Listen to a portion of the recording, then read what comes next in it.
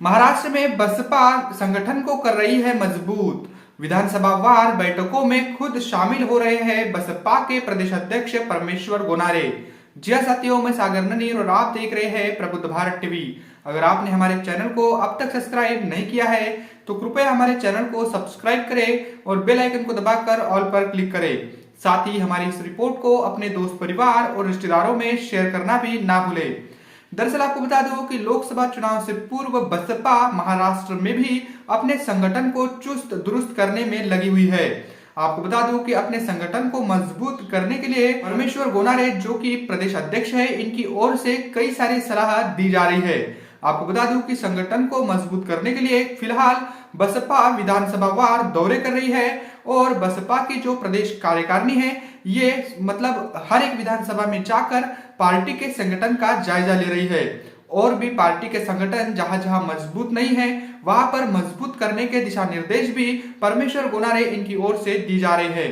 आपको बता दूं कि 20 तारीख को परमेश्वर गोनारे ये महाराष्ट्र का जो विदर्भ है, विदर्भ के अमरावती जिले के दरियापुर में गए हुए थे और वहां पर उन्होंने संगठन का जायजा लिया।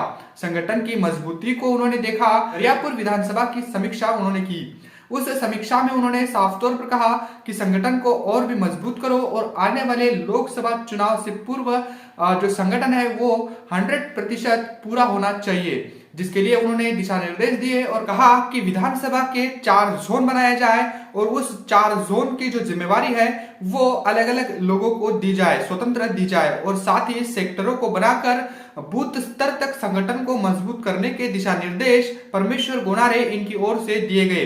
दरियापुर की जो मीटिंग हुई उस मीटिंग में दरियापुर विधानसभा के सभी कार्यकर्ता, पदाधिकारी वहां पर उपस्थित है और उन्होंने 2024 की इस लोकसभा के चुनाव से पूर्व संगठन को मजबूत करने का प्रण भी वहां पर लिया है।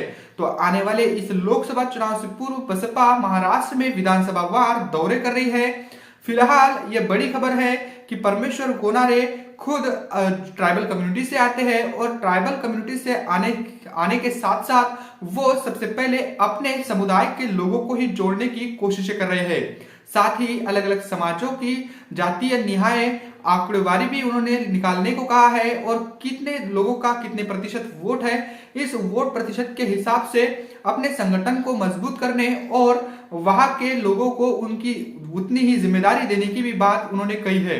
यानी जैसा कि बसपा हमेशा कहती है कि जिसकी जितनी संख्या भारी उसकी उतनी हिस्सेदारी, इस लिहाज से ही संगठन में भी बड़े पैमाने पर बदलाव किए जा रहे हैं। आपको बता दूं कि अब बसपा महाराष्ट्र में भी कुछ नया करने की स्थिति में दिख रही है और ऐसे में संगठन को मजबूत करने के लिए परमेश्वर गोनारे ये खुद विधानसभा वार खुद जाकर संगठन का जायजा ले रहे हैं।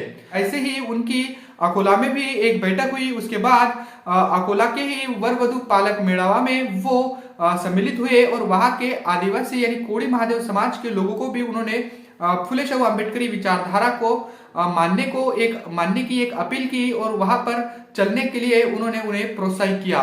साथ ही आपको बता दूं कि वर्धा में भी विदर्भ का जो वर्धा है वहां पर भी बसपा की कैडर बैठकें चल रही है, नागपुर में भी चल रही है और इस प्रकार पूरे महाराष्ट्र में विधानसभा वाइज बैठकें चल रही है और संगठन को मजबूत करने की दिशा में परमेश्वर गोनारे काम कर रहे हैं। तो आपको बता दूं कि फिलहाल ये खबर दरियापुर से है और जहां पर आपको बता दूं कि विधानसभा की उन्होंने समीक्षा की।